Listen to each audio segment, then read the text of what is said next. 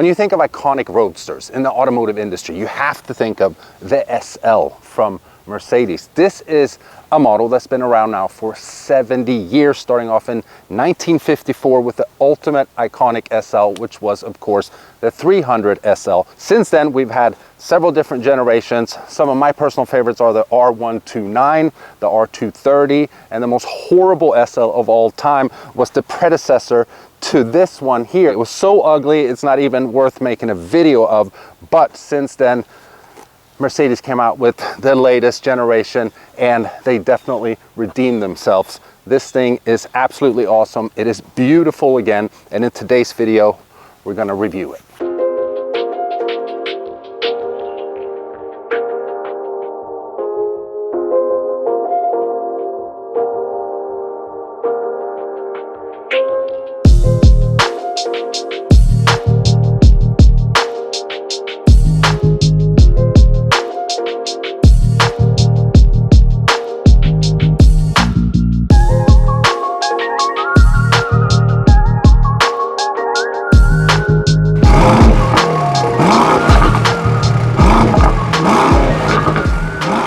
The latest generation of the SL from Mercedes is called the R232. And as we mentioned, once again, it is a good looking car, fully redesigned up front and in the rear. The car's been out now for 2 years. We have the same 4-liter bi-turbo V8 under the hood that Mercedes has been using now for many, many years. 577 horsepower and 590 pound-feet of torque. This year, they're coming out with an E-Performance version that'll have around 800 horsepower and over 1,000 pound-feet of torque. And for the first time ever, an SL is now all-wheel drive. It's not rear-wheel drive. So launch control in this thing is a lot of fun. It is absolutely awesome. We're going to do that here in just a minute. We got typical AMG style black forged wheels. They are now 21 inch. We got 305/30 in the rear and 275/35 up front. Now currently in the automotive industry, we live in a world where manufacturers just want to electrify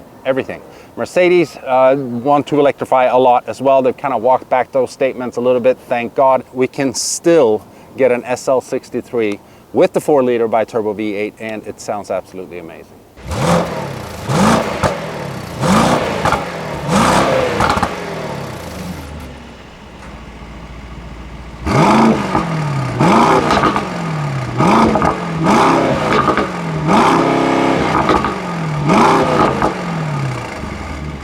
Okay, so for the next portion of the video here, we're going to do a voiceover because I noticed after I was done filming, came home, started editing, that something was wrong with my mic here. So there was no audio at all, but I'm basically just explaining for people that don't know already that nowadays all SLs are convertibles. And for the new generation SL, it's a very quick and easy process to get the top down. And it looks the best with the top down for sure. Now, like most convertibles don't really have a lot of trunk space because the whole convertible system takes up some of that space, but the new SL is actually not half bad. You can fit a couple bags in there. I just had some camera equipment as we could see. It also has an active aero that goes up, I think, after 62 miles an hour. And like most Mercedes, the SL has a very nice interior. For some reason, they've actually added back seats on the new generation. Before, there was just like space back there, but they weren't actually seats. But I don't know who can fit back there. You know, even a 4-year-old toddler, that's a midget, can't fit back there.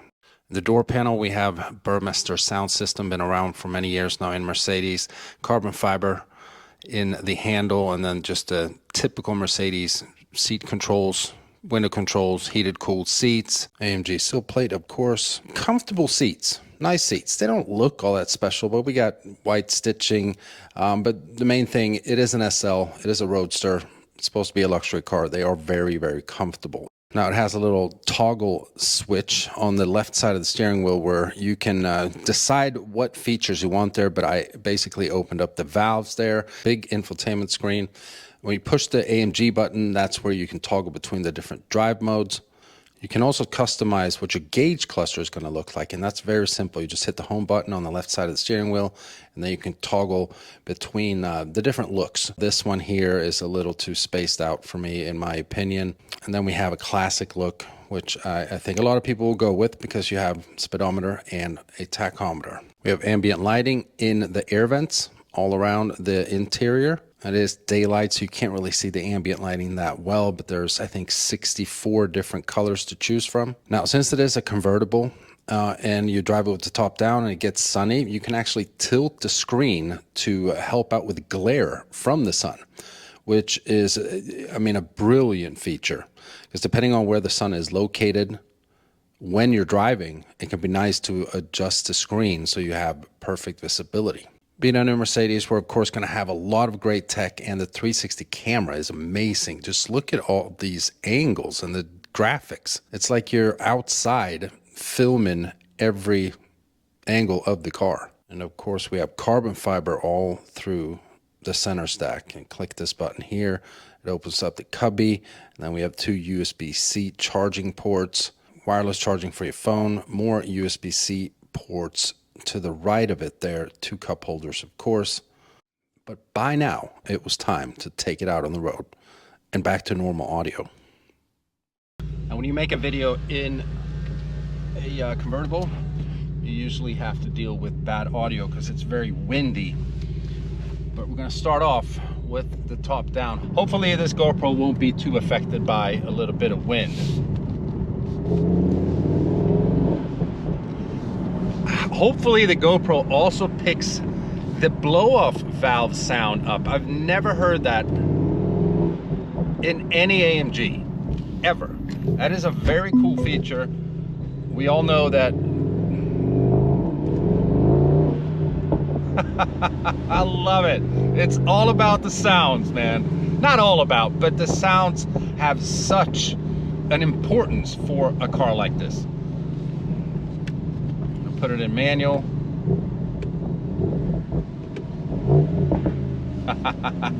It's just wonderful.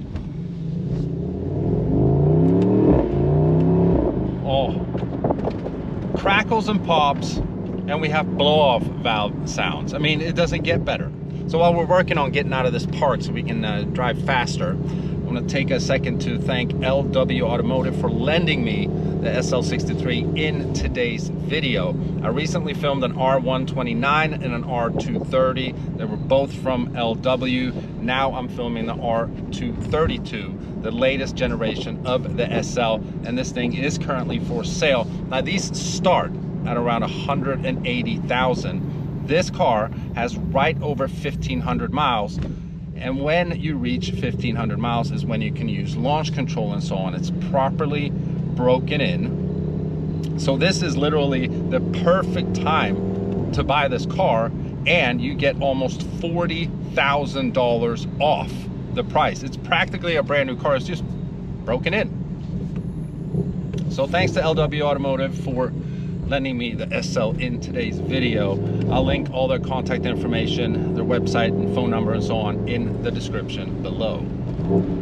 But we got a little windy road here, so let's see how this 4,300 pound heavy. I think it handles well.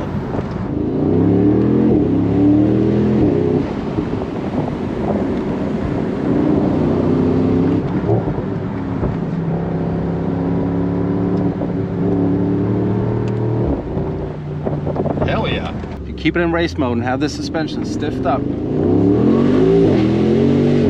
All right, we got a little on-ramp here.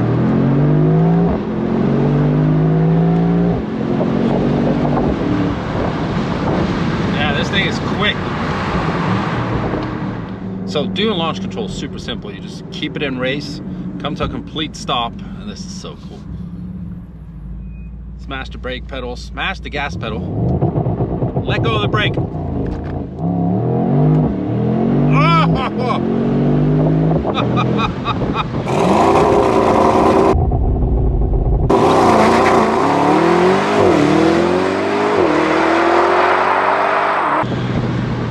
is such an experience because it struggles a little bit in first. Even though it is all-wheel drive, it'll like hobble around a little bit because it's got so much torque. Once second gear kicks in, I mean, you get pushed back in the seat. The seat belt stiffens for you as well. So it's an experience doing launch control in this car. It's not just a sound. All right, so we're gonna do this again, and I'll put the top up here because I think with this GoPro I'm using now, it's very sensitive to winds and stuff. And many times you'll probably be driving the car with the windows closed and the top up anyhow. So we have it in sport handling mode. We have it in race. Come to a complete stop.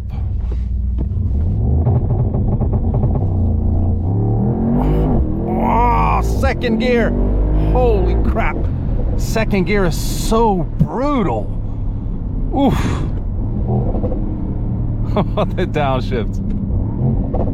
Yeah, baby.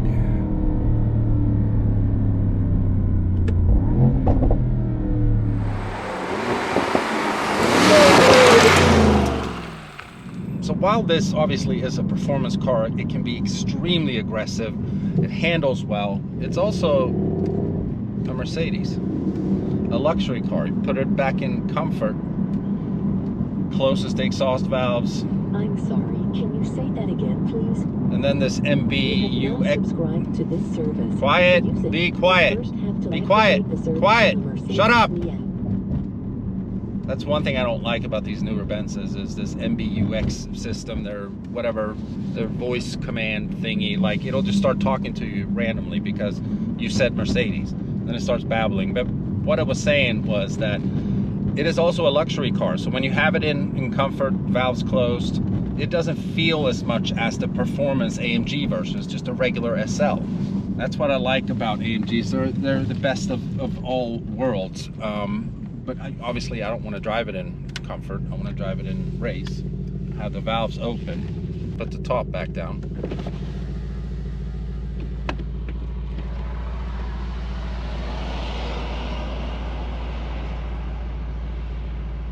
And drive spiritedly.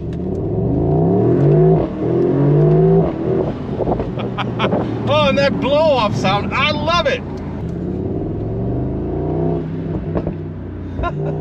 So when they started making these type of SLs, the 63 AMGs, the 65 AMGs, the SL600s and so on, it was first an SL that was just a luxury car, you know, a highway cruiser, put the top down and just be a baller. So Mercedes has always been a little heavier versus, let's say, a competitor of this, which maybe would be like a 911. A 911 will be the better handling car, but the AMG is going to be the more, I guess, day-to-day fun car because of the sounds.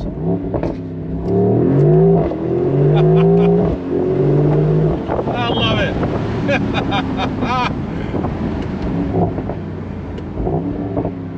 So let me know what you guys would pick between a 911 Turbo S or an SL63 AMG.